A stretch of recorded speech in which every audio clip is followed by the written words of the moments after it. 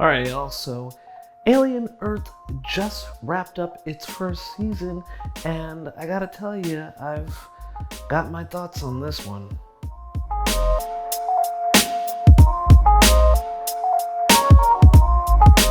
Yeah, so there's been a lot of talk about doing a Alien television series pretty much since Disney acquired the rights to 20th Century Fox and with it the Alien franchise. So this is going back to around 2020, where we also got a lot of jokes about the Alien Queen now being a evil Disney queen. So I'm glad those kind of died down after a while. But now here we are in the year 2025, and we finally have a television series revolving around the Alien franchise, which is coming to us courtesy of Fargo and Legion mastermind Noah Hawley. And I have to say that after taking in these 8 episodes of the first season of the show, I'm just kind of finding it okay. Don't get me wrong, I know that there are a lot of people who've been looking forward to this, and probably a lot of people who ultimately enjoyed it more than I did, as this is coming from the Alien franchise, which is one of the biggest science fiction franchises that we have, at least in cinema, over the last 50 years. So there was a lot of hype for this series, and I'm just kind of looking at it from the standpoint of, first of all, finding the title just a little bit misleading, because yes, this series does take place on Earth for the most part, and we do get to see a little bit of the threat of the xenomorphs were they to wreak havoc on the entire planet. But after the first 2 episodes or so, the action shifts to the private island of a trillionaire, obnoxiously named Boy Cavalier, and that's pretty much where most of this series is taking place, and the xenomorph's not even the biggest part of it. Taking place in the year 2120, this which is about 2 years before the events of the first Alien, Alien Earth sees the world pretty much owned by a select few megacorporations that also have a little bit of governance over certain areas of outer space.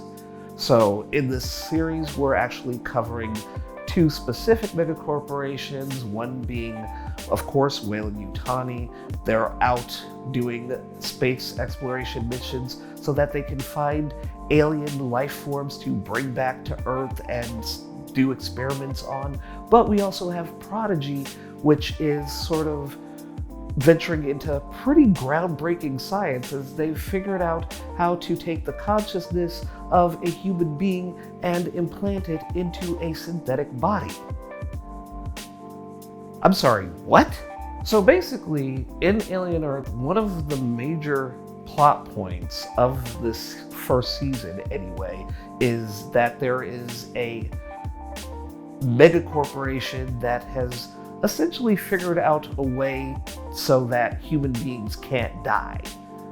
Are we just now turning the Alien franchise into Altered Carbon? Basically, Prodigy took a handful of prepubescent children with terminal diseases and said, hey, what if we take your consciousness and put it into an adult synthetic body? Wouldn't that be great? Now, for as groundbreaking as this sounds, for Prodigy and for Boy Cavalier, this is just another Tuesday. They're actually more interested in the Weyland-Yutani space vessel that has recently crash-landed in their territory, because they know that they'll be able to claim ownership of whatever biological specimens that they find on the ship before Weyland-Yutani can send their own rescue mission out to retrieve those samples. And in the midst of all this, we have Prodigy's chief security officer, a full-on synthetic named Kirsch, who has been convinced by the leader of this new group of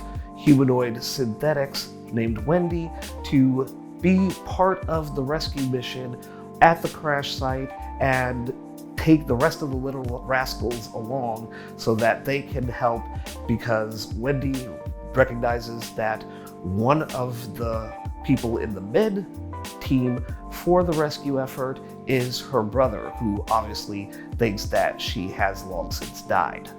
Now, the series does a lot to cover this particular plot point because Wendy is very much concerned about her younger, older brother, Joe, and there's obviously a lot of tension once they reunite, once Joe figures out what's going on as far as Wendy's new body, and it does make for some legitimately good television, and I think that's something that you absolutely need in a Alien series. You have to care about these characters. You have to give us something to focus on where it's not just carnage from the xenomorphs. So I totally get that. And to the actress playing Wendy, Sydney Chandler, I think she's doing a great job of sort of conveying this whole sensibility towards her character, where we see that she is young and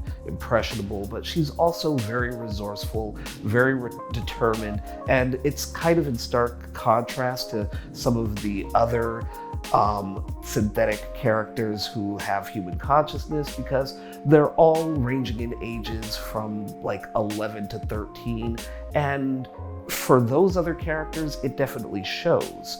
So with Wendy, you have a little more of a sort of divide between her and those characters. And again, I think that Sydney Chandler does a great job of playing this role and making her multifaceted and very interesting, because you kind of get this sense that there is potential for her to be even smarter than the people who have created this technology to give her this second chance in a new body. I also kind of like that she has this energy about her that feels very much like, you know, the prototypical manic pixie dream girl from like the late 90s, early aughts. Think something like Shannon Sossaman back in the day. Remember her? Where for maybe a solid 3-year period, everyone was Shannon Sossaman's type.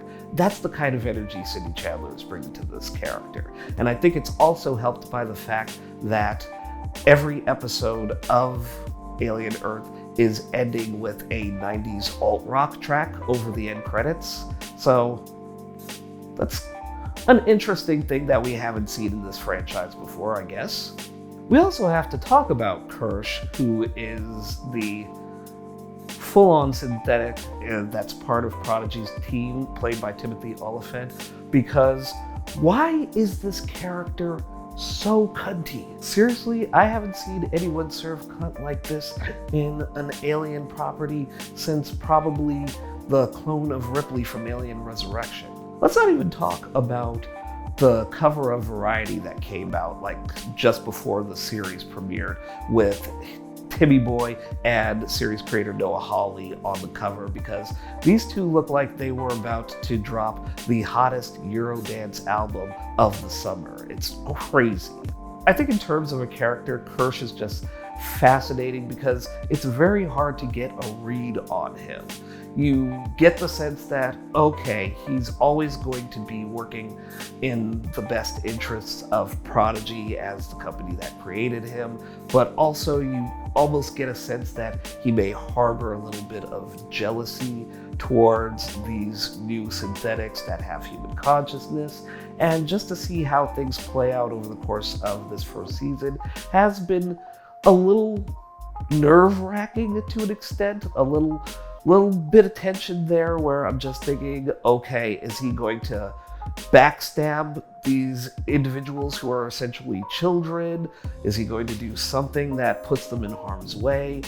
What is his end goal here? And I think by the end of this season, you get a sense for where he stands as a character a little bit more, but there's still some mystery to him that hopefully we'll get to see explored in a new season.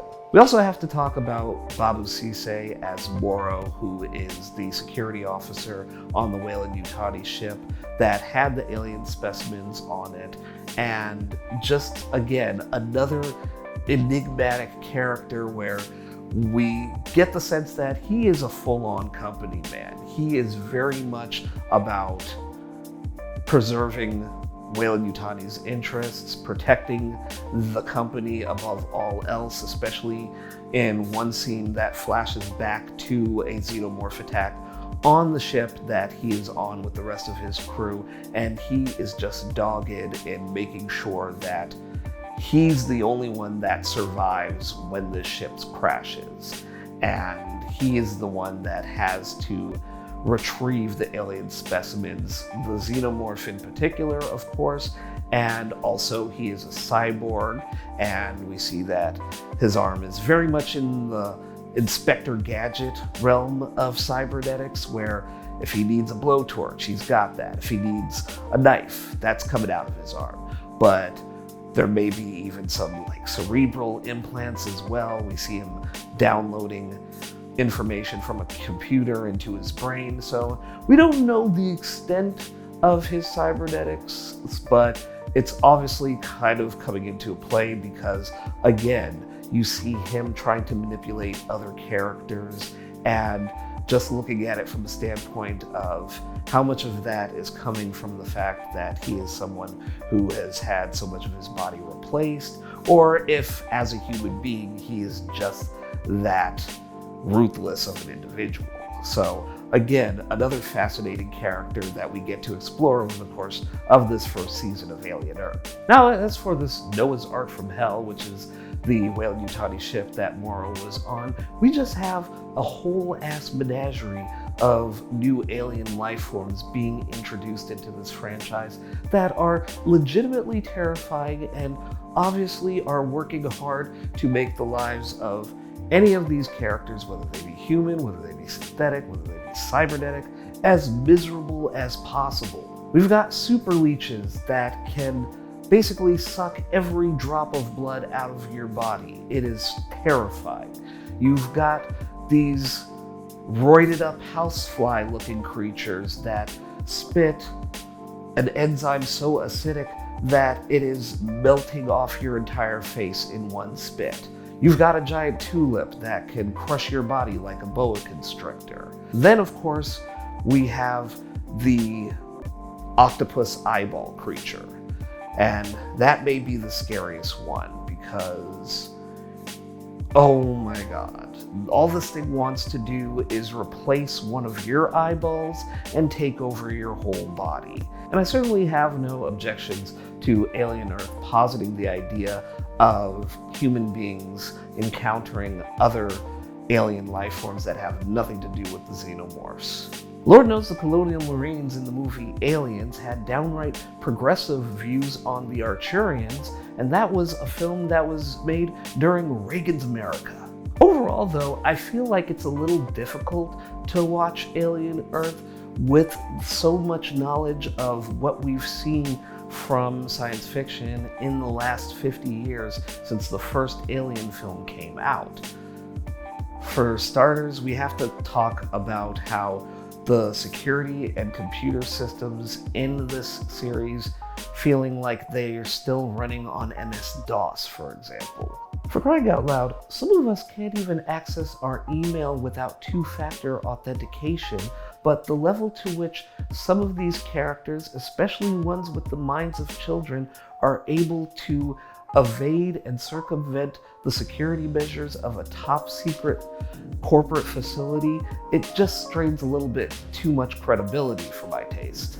And of course it begs the question, where do the xenomorphs even fit into all of this? But make no mistake, there is still a fair bit of carnage in Alien Earth that we see from these popular creatures, and it is brutal, it is visceral. Some of it is some of the bloodiest kills I've seen in the franchise thus far. And there's also a lot of creativity to how they're carried out. Sometimes there's just a character that you see in the foreground and you're seeing an attack happening in the background out of focus. And it's trusting the audience to know what these creatures are capable of, and sometimes you're seeing them out in kind of broad daylight, which is almost a new thing as far as the aliens are concerned. There's definitely one scene that I know a lot of people probably keyed to where a party goer in an apartment building that the Weyland-Yutani ship crashes into gets attacked by a xenomorph, and then you just see the top half of that person's body as they're trying to sort of crawl away to safety. And it's even funny because they're dressed in Victorian era garb with the big powdered wig and everything. It's probably one of the funniest scenes in the series so far. Now, obviously, I haven't been trying to put a lot of spoilers into this video, but I do want to talk about one thing in particular, and I'm going to put up a time code for where you can skip to if you don't want to hear about this. But yeah, we've got to talk about something that I think is going to either make or break the series if we end up getting a second season. So one of the things in particular about Wendy as a character is she's able to, I guess, communicate with technology. She can kind of control security cameras and computers, but as we eventually get a xenomorph that is birthed out of her brother's damaged liver after he was attacked by a xenomorph early in this first season, we start to see that Wendy is able to communicate with the xenomorph. And I just thought to myself, oh boy, so we're taking that route.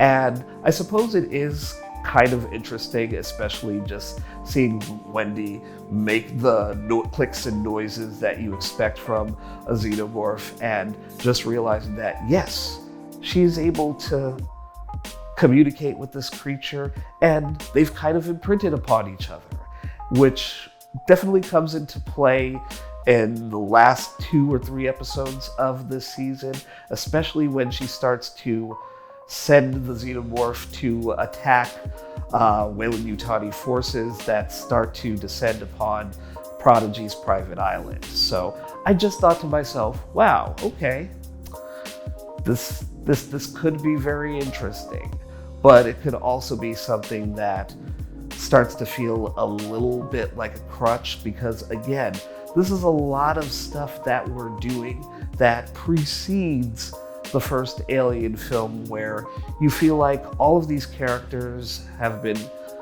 sort of blindsided by all of this new information that's happening. And again, speaking as someone who has all of this information, at least from the cinematic stories that we've seen in this franchise, because I know that there are a lot of novels, comic books, and video games, and I think there was even a xenomorph character that was able to communicate with humans and be someone in service to them. I don't know enough about that to speak on it, but yeah, I just thought to myself, wow, this could be good, but it could also be something that wears thin after a while if you're doing it too much. So we will see. Again, I'm not necessarily mad at this series, but to a certain extent, I feel like there are certain things that they maybe did too much of this time around. And I kind of feel like it's still going at a fairly slow pace, but we're dropping a lot of characters in here. We're doing a lot of different storylines. We've got a lot of different challenges for all of these characters to overcome. We've got a lot of different threats that they have to take on. And yeah, I feel like it's a situation where the show moves at a very slow pace for most of it. And this is also accentuated by the overuse of cross-dissolves in the series, and I'm still on the fence as to whether or not it's a very novel creative choice or something that just gets annoying from them doing it too much. But either way, we shall see whether or not this gets another season and whether they are able to sort of get a little bit more focused on the stories that they want to tell. Because again, this is going to be dealing with a very short time frame before the first Alien film happens, and it'll be a question of whether or not they want to do this show long after that point in the Alien timeline, or if they want to cut things off before we get to that point. So either way, for me, I think I'm going to give it a chance if it continues for another season, and just hope for the best at this point, because right now it's just kind of a crapshoot. Hey guys, thanks for watching as always. If you've got your own thoughts or opinions on Alien Earth that you want to share, go ahead and leave a comment in the section below. Don't forget to hit the like button, hit the notification bell, share this video with your friends and family, and if you'd like to keep up to date with more At Random videos, you can click the subscribe button right over here.